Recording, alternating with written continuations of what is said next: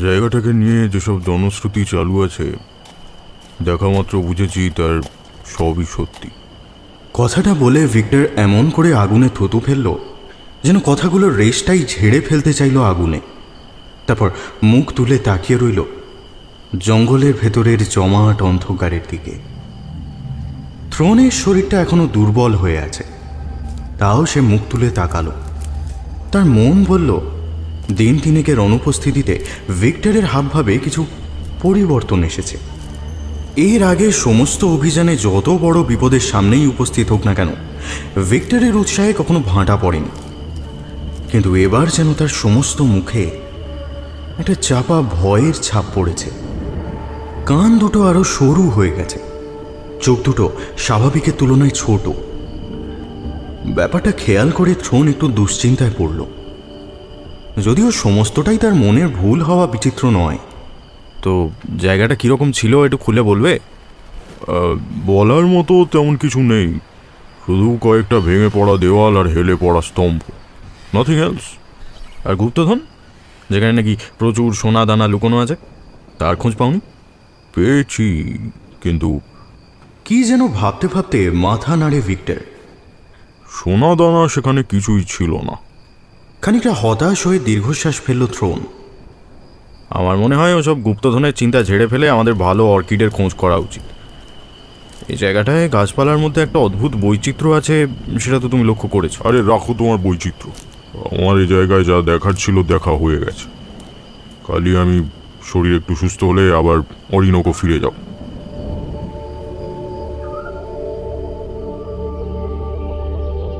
Thrown আর Victor দুজনেই পেশায় orchid শিকারী। অরিনোকোর জঙ্গলে দুজন ইন্ডিয়ান গাইড নিয়ে অর্কিডের খোঁজে এসেছে তারা। এ জঙ্গলে নানা ধরনের দুষ্প্রাপ্য ফুল পাওয়া যায়, তবে সেসব ছাড়াও জায়গাটা নিয়ে এলাকাবাসীর মধ্যে কিছু গুজব চালু আছে। এই জঙ্গলের কোথায় নাকি পুরনো এক শহরের ধ্বংসাবশেষ লুকিয়ে আছে।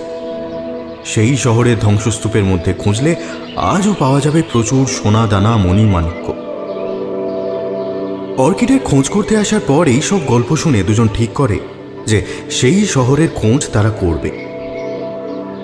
কিছুদিন সেই সব চেষ্টা চরিত্র করার পর অবশ্য কিছুই পাওয়া যায় না। তবে প্রথম দিনেই থ্রোন অসুস্থ হয়ে পড়ে, ফলে তাকে রেখে একজন গাইডকে নিয়ে একটা ছোট নৌকায় করে বেরিয়ে পড়ে ভিক্টর। জঙ্গলের গভীর প্রান্তে 3 দিন খোঁজাখুঁজি করে আবার ফিরে এসেছে সে। খানিকক্ষণ ভাবনা চিন্তা করে থ্রোন বুঝতে পারল ভিক্টরের এই গুপ্তধন খোঁজার ব্যর্থতাই তার মুখের উপর বিষণ্ণতার ছাপ এনে দিয়েছে। সে আর কোনো কথা বলল না। ভিক্টর আগুনের পাশে বসে ছড়িয়ে পড়া শিখার ফাঁক দিয়ে অন্ধকার জঙ্গলের ডালপালাগুলোর দিকে ইতিউতি চাইতে লাগলো। মনে হলো কোথাও যেন একটা ভয় মিশে আছে তার দৃষ্টিতে।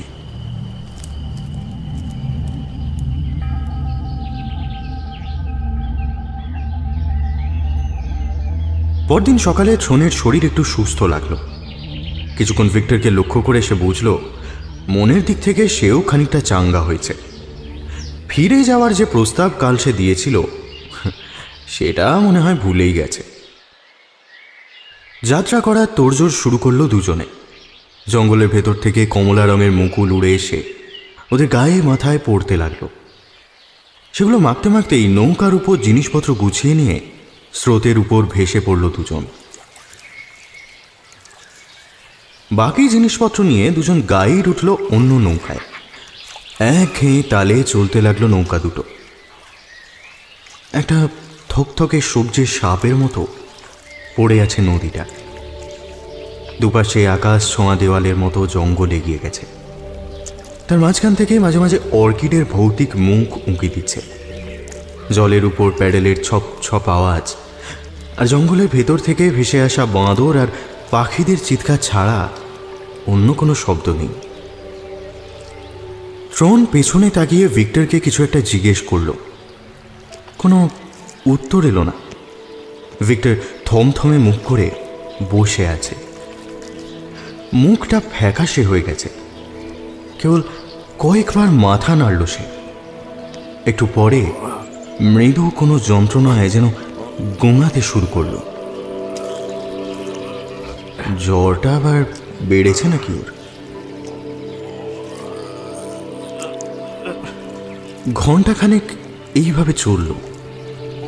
জঙ্গলের ভিতরে তাপমাত্রা এতক্ষণে বেড়ে উঠেছে। তার মনে হলো ভিক্টরের গোঙানির মধ্যে একটা মৃদু আর্তনাদ মিশছে। পেছন ফিরে সে দেখল ভিক্টর টুপি খুলে ফেলেছে। হাতের সবকটা আঙুল দিয়ে বারবার মাথার ওপরের দিকটা সজোরে টিপে ধরছে। শরীরটা এতই কেঁপে উঠছে যে তার দুলুনিতে গোটা নৌকাটাই দুলে উঠছে বারবার। তাহলে কি মাথায় যন্ত্রণা হচ্ছে ওর? কিছু কামড়ালো নাকি? দ্রুত একটা সিদ্ধান্ত নিল থ্রোন। একটু দূরেই জঙ্গলের একটা অংশে বেশ কিছুটা ফাঁকা জায়গা আছে। সেই পাড়ের উদ্দেশ্যে নৌকা চালিয়ে দিল সে। হঠাৎ ভিক্টরের এত শরীর খারাপ হলো কেন? ভেনেজুয়েলার এই ট্রপিক্যাল জঙ্গলে যা যা রোগ হতে পারে তার সবকটা মিলিয়ে দেখার চেষ্টা করলো থ্রোন, কিন্তু তার কোনোটার সঙ্গেই ভিক্টরের লক্ষণের কোনো মিল নেই। আশ্চর্য।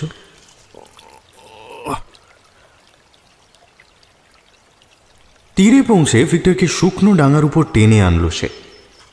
গাইড দুজন অসুস্থ মানুষটাকে স্পর্শ করতে চাইল না।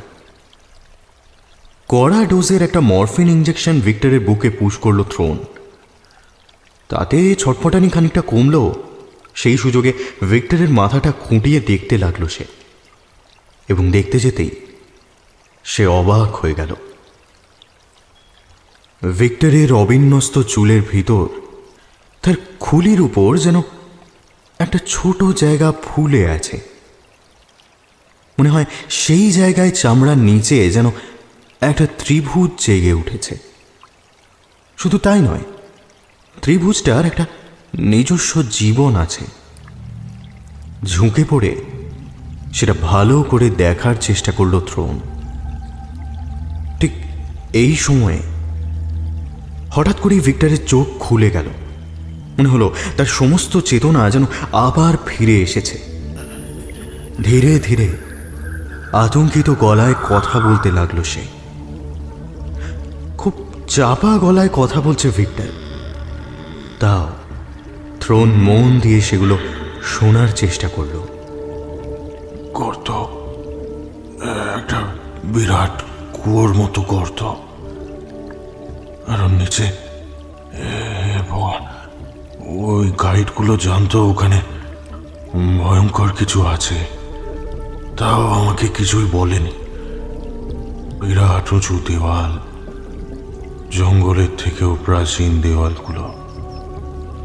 অজানা গ্রহের প্রাণীরা হয়তো বানিয়েছিল ওগুলো। ওই বিরাট গর্তটা খুঁজে পেতে তেমন অসুবিধা হয়নি আমার।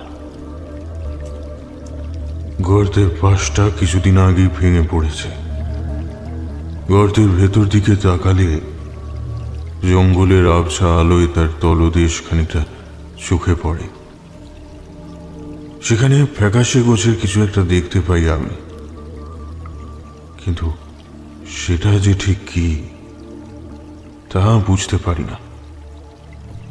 খানিকটা দড়ি আমি নিয়ে গেছিলাম একটা গাছের সঙ্গে তার একটা দিক বেঁধে, অন্য দিকটা নিচে ঝুলিয়ে একটা বাঁদরের মতো নিচে নেমে যাই আমি।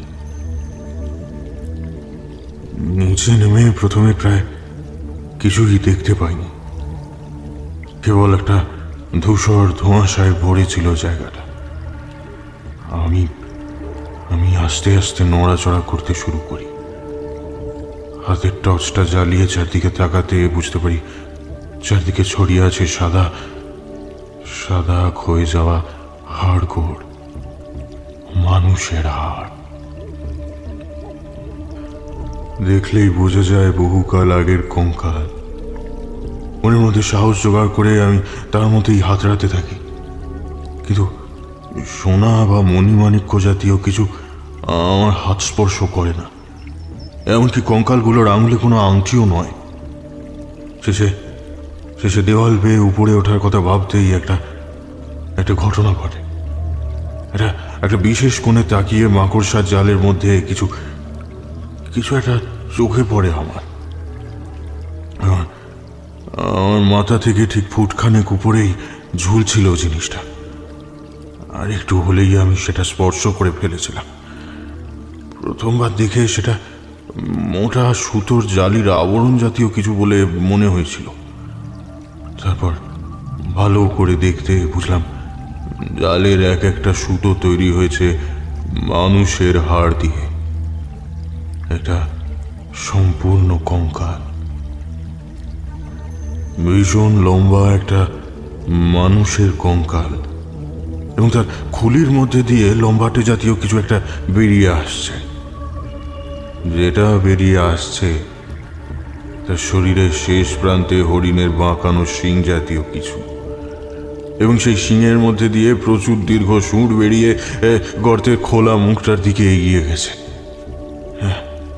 যেন ওই কঙ্কালটাকেই ওপর দিকে নিয়ে যাওয়ার চেষ্টা করছে জিভটা। টর্চের আলোয় আমি ভালো করে দেখলাম, মনে হলো জিভটা উদ্ভিদ জাতীয় কিছু, এবং ধীরে ধীরে বেড়ে উঠছে শাখা প্রশাখায়। নিচের দিকে চেয়ে দেখলাম কঙ্কালের গোড়ালি থেকে যে শাখাটা বেরিয়েছে সেটা গিয়ে ঢুকেছে অন্য একটা খুলির ভিতর। নিজেকে দুর্বল লাগতে শুরু করলো ভীষণ। তাও আবার দড়ি বেয়ে উপরে ওঠা শুরু করলাম, কিন্তু উদ্ভিদটা ততক্ষণে আমাকে আকর্ষণ করতে শুরু করেছে। মনে হলো আর একবার ভালো করে দেখি প্রাণী জগতের এই বিচিত্র কীর্তিকে। আমি হাতে দড়িটা ধরে ঝুলতে লাগলাম, এবং ঝুলতে ঝুলতেই এক সময় জিনিসটা কাছাকাছি পৌঁছে গেলাম। কোথা থেকে যেন একটা শাখার ভাঙার শব্দ হলো, আর সঙ্গে সঙ্গে আমার মাথার চারপাশে সাদা ধুলো জাতীয় কিছু জমা হলো। মাথার উপর সার দিয়ে নেমে আসছে, তার এমনকি নাক চোখ দিয়েও ঢুকছে। মাথা ঝাঁকিয়ে সেগুলো ঝেড়ে ফেলার চেষ্টা করলাম আমি। তারপর দড়ি বেয়ে উপরের দিকে উঠে এলাম।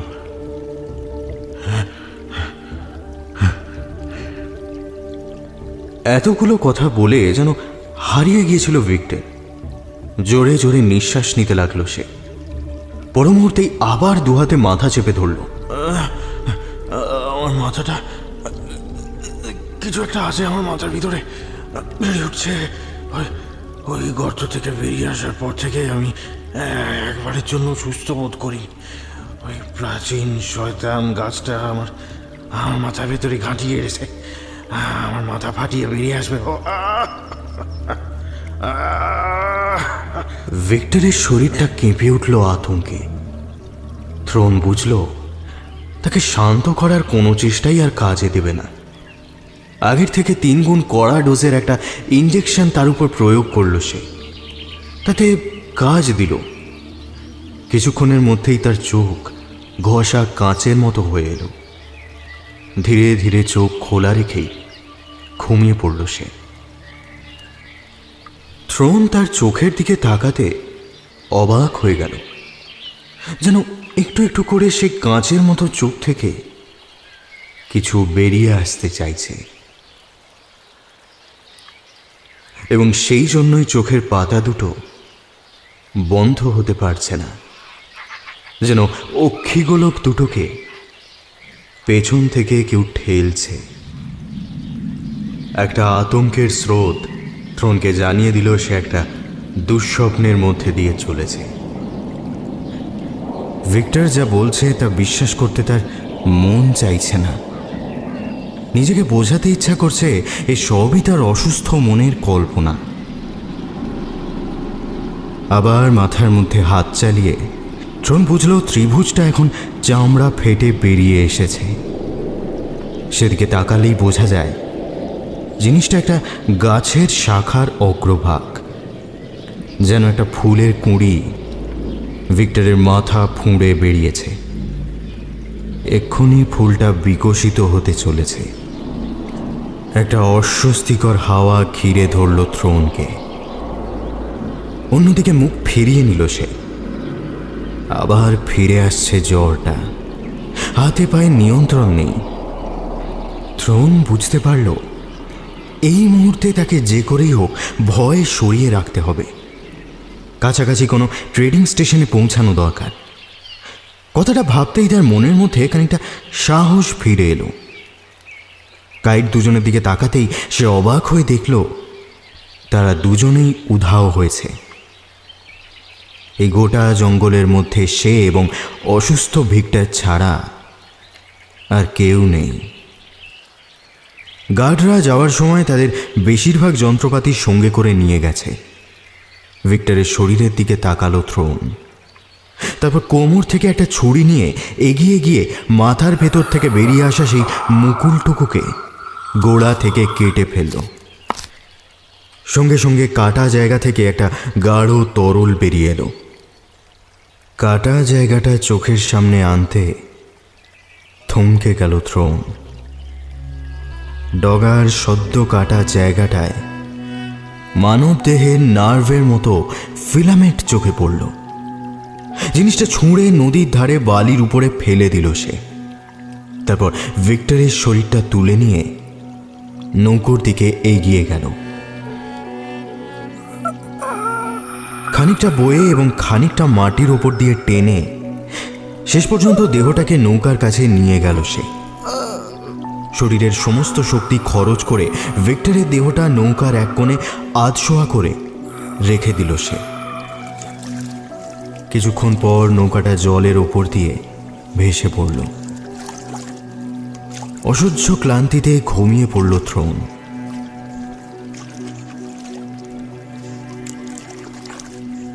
ঘুম যখন ভাঙল তখন হলদে ভোর নামছে। থ্রোনের মনে হলো ওর মাথাটাও খানিকটা শান্ত হয়ে এসেছে। সবার আগে মনে পড়ল ভিক্টরের কথা। দ্রুত উঠে বসে সে দেখল এখনো আগের মতোই শুয়ে আছে ভিক্টর। কেবল দু হাতে চেপে ধরতে চাইছে দুই হাঁটু। মৃত মানুষের মতো দেখাচ্ছে তাকে। এই ভয়াবহ আতঙ্কের পরিবেশেও সে লক্ষ্য করল ভিক্টরের মাথার ভেতর থেকে সেই শিংয়ের মতো শাখা প্রশাখাগুলো আরো দ্রুত বেড়ে উঠছে। বলগা হরিণের শিংয়ের মতো প্রায় 6 ইঞ্চি লম্বা শাখা দুলছে ভিক্টরের মুখের সামনে। সেই সঙ্গে চোখ থেকেও একই ধরনের একটা মুকুল বেরিয়ে এসেছে বাইরে। সেগুলোর মধ্যে লালচে তরল জাতীয় কিছু লেগে আছে। হাওয়ার ধাক্কায় ধীরে ধীরে দুলছে শাখাগুলো।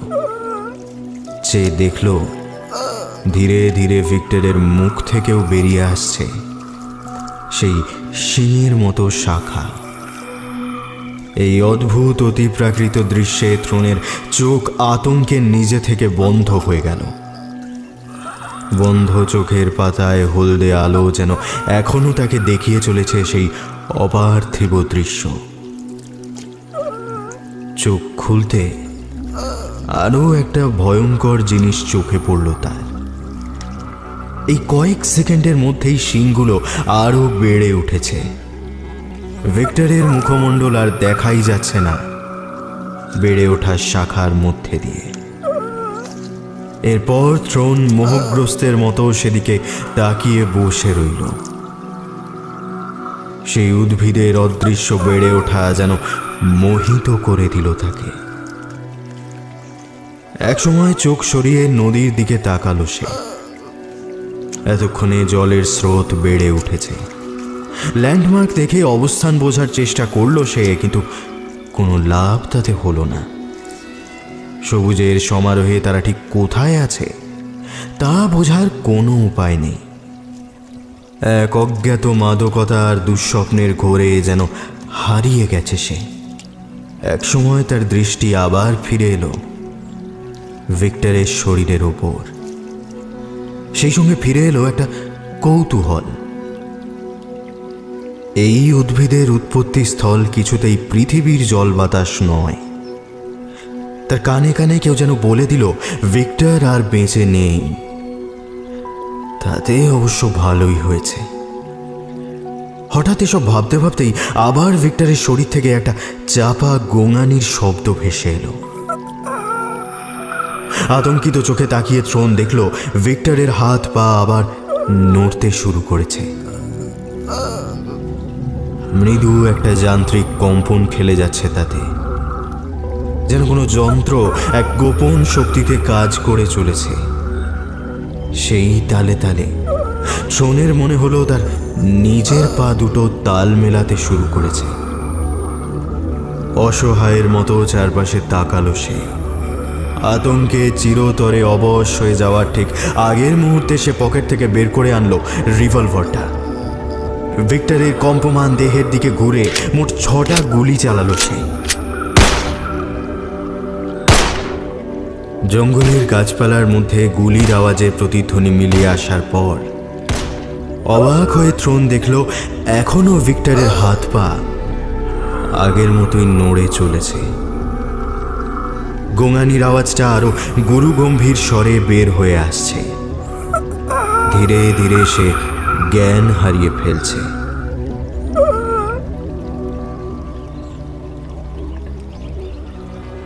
চেতনা যখন ফিরল তার মাঝে কতটা সময় কেটেছে তা থ্রোন জানে না। হয়তো কয়েক ঘন্টা কিংবা কয়েক সপ্তাহ। তবে এটুকু বুঝল যে নৌকাটা আর চলছে না। কোনো রকমে দেহটা নৌকোর উপরে তুলে এসে বুঝতে পারল নৌকাটা এসে থেমেছে একটা জল কাদা ভরা তীরবর্তী এলাকায়। পতঙ্গের শব্দ আসছে কানে। হয় সকাল, না হয় দুপুর। এখন আকাশের ঠিক মাঝখানে সূর্য জ্বলজ্বল করছে। বড় বড় গাছ ঝুঁকে রয়েছে ওদের মাথার উপরে। কোনো প্রাচীন সরীসৃপের মতো অসীম আগ্রহে ওদের দিকে চেয়ে রয়েছে তারা। বিচিত্র ডানার প্রজাপতি উড়ে চলেছে জায়গাটায়। সোজা হয়ে বসল থ্রোন। আবার ফিরে তাকালো তার সঙ্গীর দিকে। এতক্ষণে সেই উদ্ভিদ আরও বেড়ে উঠেছে। মুখ, চোখ আর নাক দিয়ে বেরিয়ে আসা শিঙের মতো শাখা প্রশাখা প্রায় গোটা মুখ ঢেকে ফেলেছে। শিঙের সব থেকে উঁচু শাখায় একটা ফুল ফুটেছে, প্রায় মানুষের মুখের মতোই আকার তার, সম্পূর্ণ সাদা। ভিক্টরের বাকি শরীরের সমস্ত হাড় চামড়া ফেটে বেরিয়ে এসেছে।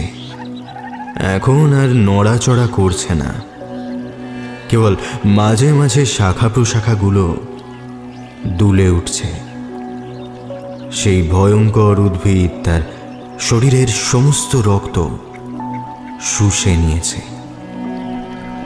থ্রোনের অসুস্থ মস্তিষ্কে ইচ্ছা করল এক্ষুনি টেনে টেনে ওই শাখা প্রশাখা ছিঁড়ে ফেলতে, কিন্তু কোনো কারণে তার সমস্ত শরীর অবশ হয়ে গেল। মনে হলো সেই শাখা প্রশাখাগুলো যেন অনুভব করতে পারে। তারা অদৃশ্য কোনো চোখে দেখছে, নিয়ন্ত্রণ করছে।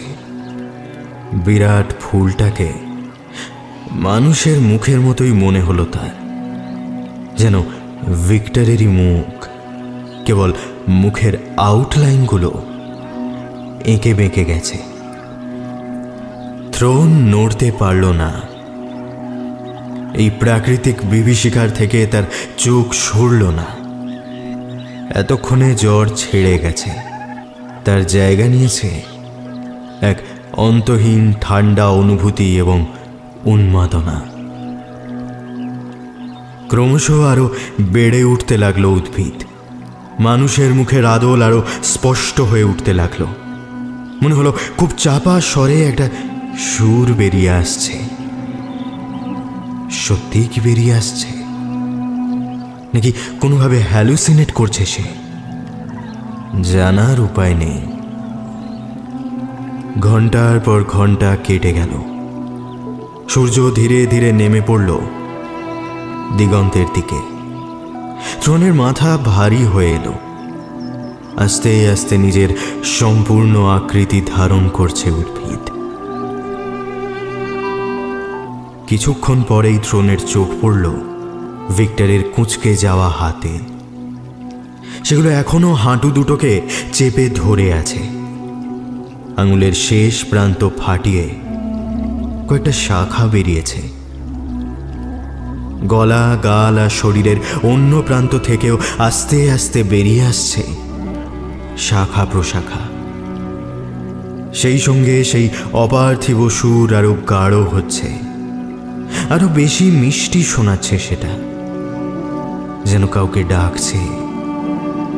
মনে হলো বাঁশি বাজিয়ে একটা বিষাক্ত সাপকে ডাকছে কেউ। থ্রোনের মনের ভিতর এক আকর্ষণ জেগে উঠছিল। ধীরে ধীরে আচ্ছন্ন হয়ে পড়ছে সে। তার মনের নির্দেশ মানতে বাধ্য হচ্ছে শরীর। ভিক্টরের হাত দুটো এখন তাকে ডাকছে। হঠাৎ করেই ভিক্টরের নিথর শরীরটা দু হাত আর দু পায়ে বসে পড়ল মাটির উপরে। কয়েক সেকেন্ড স্থির হয়ে থাকলো। তারপর মাটির উপর হামাগুড়ি দিয়ে এগিয়ে আসতে লাগলো তার দিকে। থ্রোনের একেবারে কাছে এসে থেমে গেল সে। কোনো অজ্ঞাত মন্ত্র যেন তাকে স্থবির করে দিয়েছে।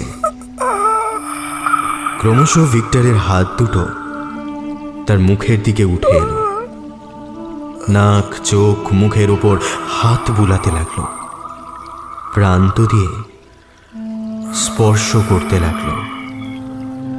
চোখের পাতা ফেলতে পারল না থ্রোন। সোজা হয়ে দাঁড়িয়ে থাকতে থাকতে দেখল আঙুলের মাথাগুলো তার চোখের মনির ভিতরে ঢুকে যাচ্ছে, আরো আরো গভীরে ছড়িয়ে পড়তে লাগলো।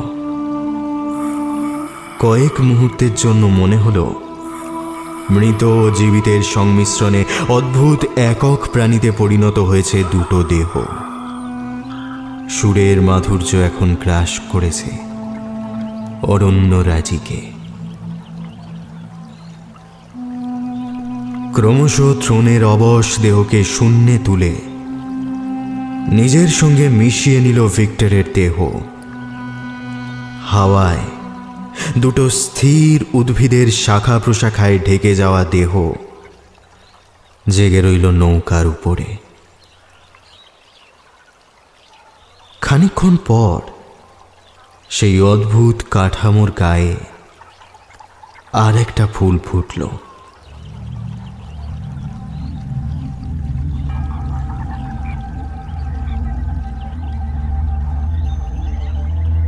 জীবের প্রধান ধর্মই বংশ বিস্তার করা, ধীরে ধীরে অভিযোজনের কাড়াই পথ বেয়ে এগিয়ে যাওয়া।